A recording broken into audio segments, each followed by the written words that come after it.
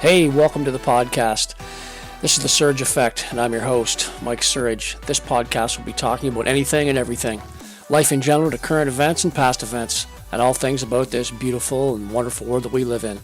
And this podcast, well, it'll probably have an effect on you.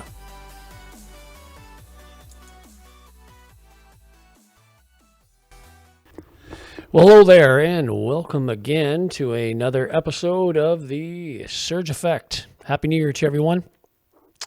I'd also like to say that this episode is brought to you by, I just want to give a big shout out to Georgian Shores Electric, just outside of Owen Sound, Ontario. For all things electric, get a hold of Jason. Just give Jason a call.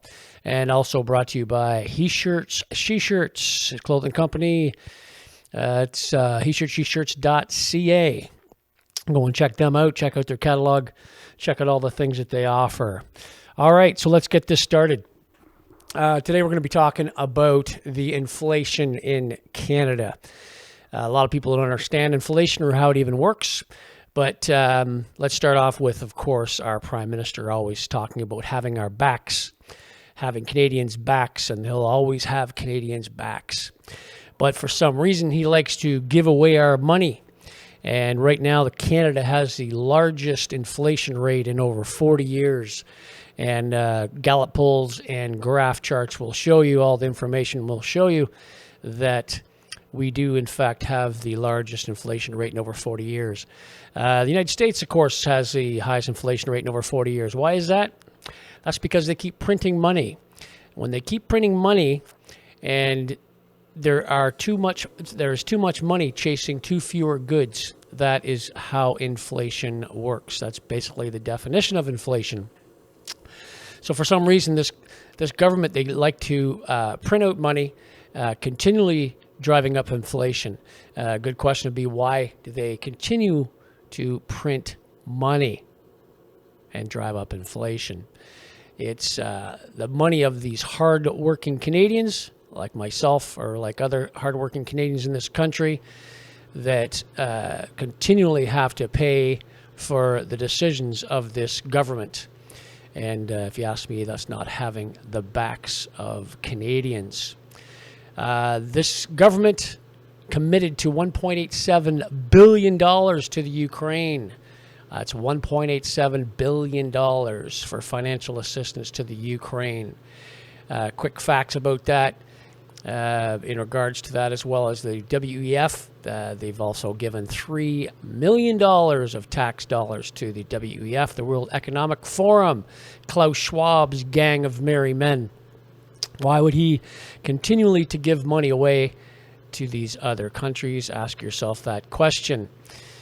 And here are some facts and figures I'll just pop up here for you to see as I'm talking. He also gave away $330 million to Cambodia as a gift. Nice little gift for Cambodia. So as this government prints more money and more money, of course, it increases the inflation, and which in turn creates more tax, which is, inflation is a hidden tax, creates more tax for the Canadian people who are already stressed as it is.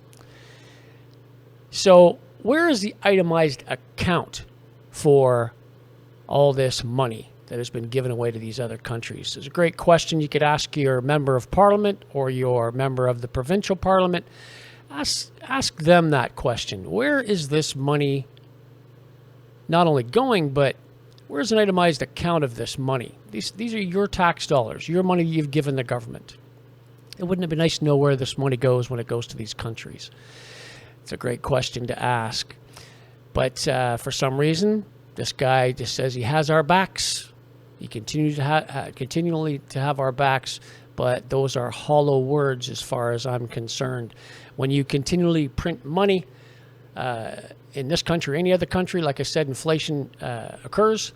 And for years to come, generations to come, my children's children will pay for these decisions that this government does when it comes to giving away our money.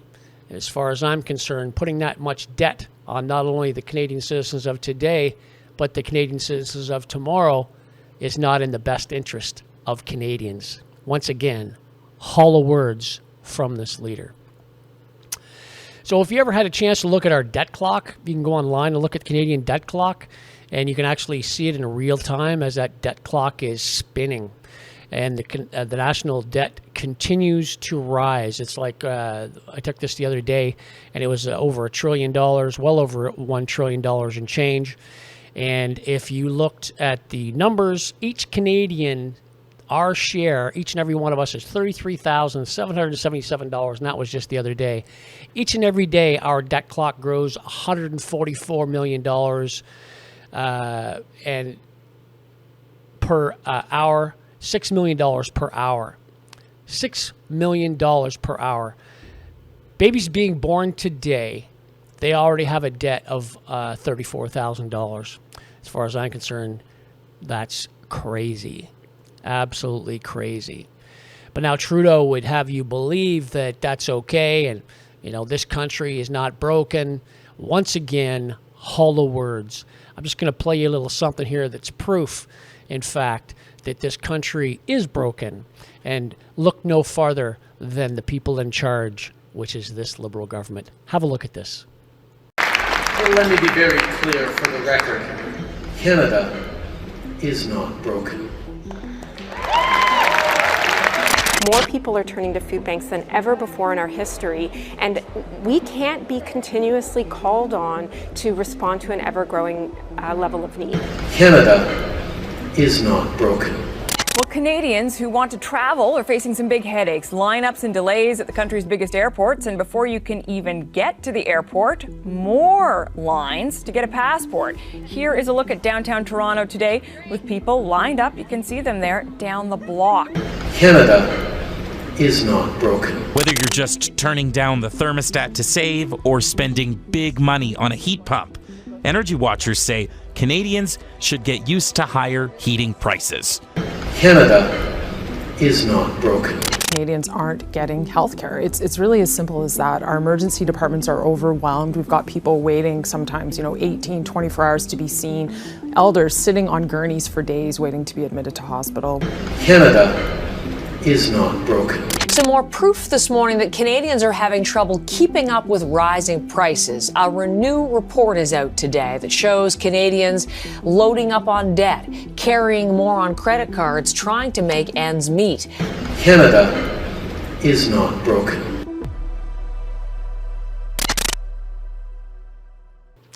Well, the buck stops with him as far as I'm concerned, and the proof is in the pudding. And this country is in financial peril.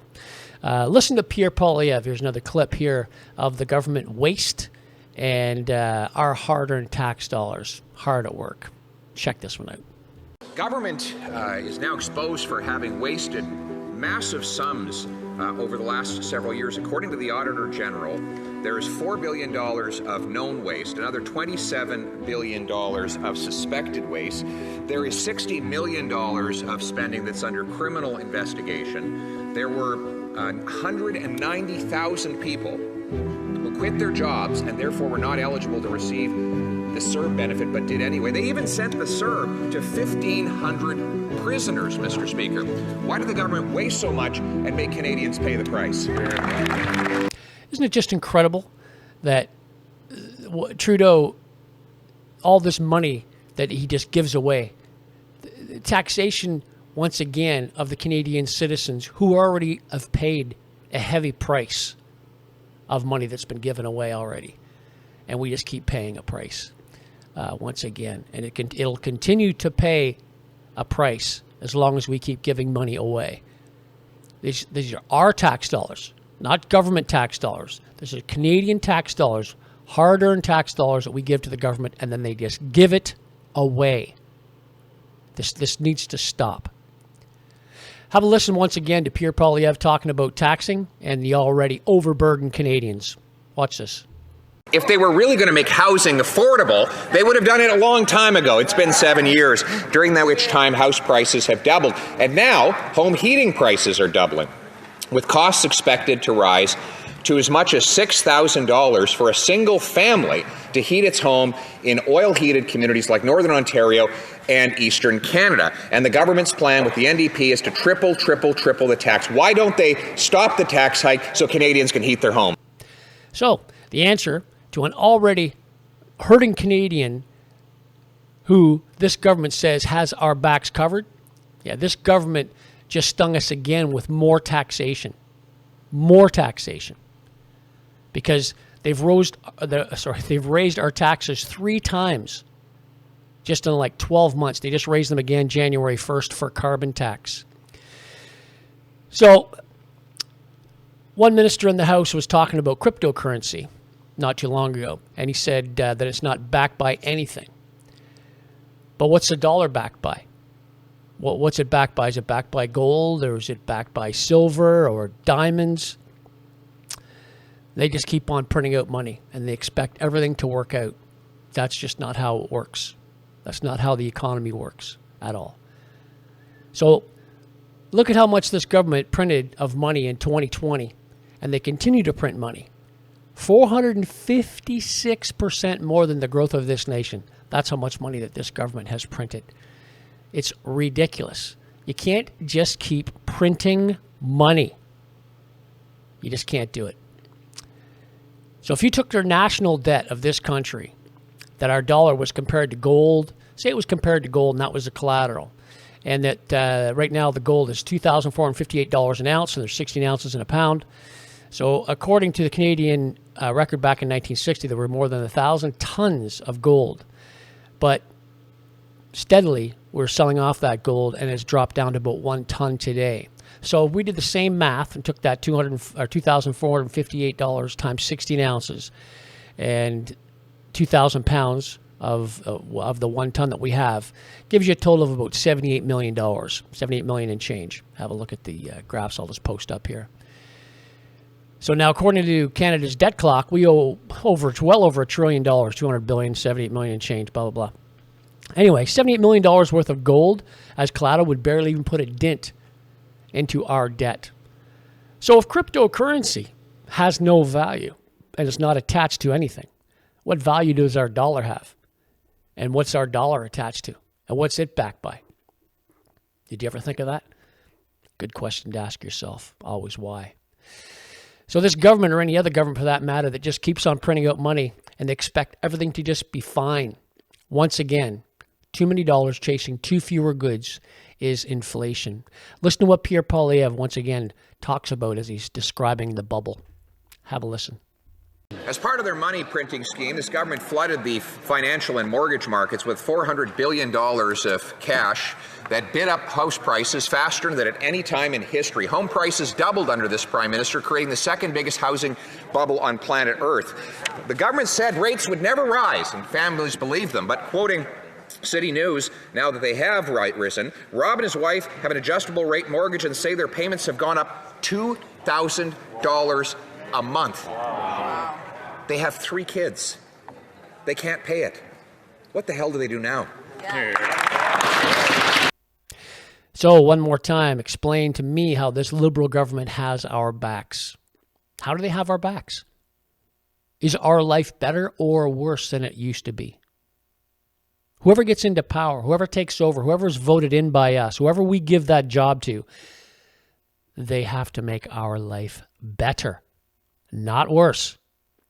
You should have more money in your pocket, not money taken out of your pocket. If you have money to stimulate the economy, that's a good thing. Then the people that are creating those goods can create more of those goods. That's a good thing. Taking money out of your pocket, you're going to do one of two things. You're going to squander, you're going to save your money and not spend it on anything. That's probably the biggest thing you're going to do. Or you're going to take your money and try to invest it in something else, but you're not going to spend it. You're not going to spend it in the economy. You're not going to get things rolling. And that's what should be going on here. But this Liberal government saying that they're making our lives better, or Trudeau keeps saying that he's making our life better, I don't believe it, because actions speak louder than words. Right now, can you honestly say that your life is better than it was, say, 10 years ago, or 15 years ago, or 20 years ago? You're making less money now. One of the things is because of inflation. So you can have a look at that. But printing more money is just one more push to our inflation debt. And we have a deputy prime minister who also says stupid shit like this. Listen to this. I personally live in central Toronto. Our family doesn't have a car. We use the subway. We ride our bikes. Right. We walk. And that is how a lot of Toronto families live. The price on pollution actually is helpful to people in Toronto, across the country. The price on pollution really is not adding to the challenges that households are facing right now. So taxing carbon is not having an impact on people? She literally said this, and I quote, "Price on pollution really is not adding to the challenge that households are facing right now." What's she thinking? These people are really living in a fantasy land. They really are. The average everyday Canadian have less money in their pockets because of not only inflation, which is a hidden tax, but because this country and every other country in this world if we all put every last penny that we had into carbon tax, this will not change the weather. It just will not. I repeat, you can take all the money in the world and put it towards climate change. It will not change the weather. I don't know why people don't understand that, but this government has us boondoggled, and we are all paying a heavy, heavy price, and this needs to stop. So this country and every other country has been sold a bill of goods as far as I'm concerned in regards to paying taxes to stop climate change. This will be entirely a new podcast about that, of course, if I go in about it, and it'll probably be taken down by YouTube because they just don't like to hear the truth. They don't like to hear factual information that comes from other people, and they like to take down videos that have anything to do with, of course, that type of thing. I'm not even going to say the word again because I might get this video taken down. But this government, along with other governments like the United States, they think that taxing the rich will help pay down their debt. It's another thing. They think it'll help pay down their debt. But if you listen to a person like Robert Kiyosaki, who wrote the book Rich Dad, Poor Dad, which is a really good book, by the way, I highly recommend it if you are looking for something to read. He explains, in regards to taxation of the rich, basically says, yeah, good luck with that. Have a listen to this one. The other thing the poor don't understand is the number one expense for most people is taxes. Well, the reason the rich don't work for money is number one expense is tax. See, there's three kinds of income: earned, portfolio, passive. So earned income is if I get a job, that's earned income. If I'm a doctor or a programmer, that's earned income because I'm working for it. If I buy, let's say, Apple for $10 and I sell it for $20, that's portfolio income, capital gains. Yeah. But passive income, which is cash flow, is never taxed. And so these guys are screaming right now in America, tax the rich. I said, good luck. Because most of the guys complaining, they don't know there's three kinds of income. And the rich don't have jobs anyway. They have assets. So there you have it. There's my little rant about taxation and what some other people have to say in regards to taxation and inflation. Anyway, I'd just like to thank everyone for listening to my podcast today. I am on Rumble, and please don't forget to like and subscribe to this channel. It helps with the algorithms on YouTube. I'm going to try to put out more podcasts this year. I'm going to try to get one or two a week if possible. I'm going to do my best. I'm not always going to cover political information. I love UFO stuff. I've mentioned that in past podcasts. So I'll probably be talking about UFO stuff, maybe some conspiracy stuff. If you would like to drop me an email at the Surge Effect podcast at thesurgeeffect.ca, please feel free and mention what you'd like maybe me to discuss in up-and-coming podcasts, and we'll go from there. I'm also on Rumble.com. It's the Surge Effect. I'm also on Twitter. I'm also on Facebook. You can check me out at any of those different social media platforms. Anyway, I hope I've enlightened you a little bit in regards to inflation and taxation. And once again, things that concern you, please contact your member of parliament or your member of the provincial parliament here in Canada. Hopefully, they'll be able to take your words to the legislative body in Ottawa and get some answers for you and get back to you. But you are the boss and you are in charge. You have questions that you have to get answered. Those are the people you have to go to. Talking about it around the kitchen table to your family and friends is one thing. Sending information to your member of parliament or member of the provincial parliament or even your senators for that matter, and you can get some ideas of what the hell is going on in this world. You're not going to get things solved sitting on the kitchen table just shooting the shit. Not going to happen. Yeah, you can air some ideas and maybe get some information that you didn't know before from a family member, but you won't make change. You won't give yourself any peace of mind. That's a fact. So anyway, moving forward, go ahead and do that. So anyway, till next time, everybody, I'm out. Cheers. This episode sponsored by He Shirts, She Shirts. Go to www.heshirtssheshirts.ca. Just type in the letters TSA, The Surge Effect. When you check out, type in TSA for your coupon and receive 10% off your next purchase. Thanks for listening to today's podcast, everybody.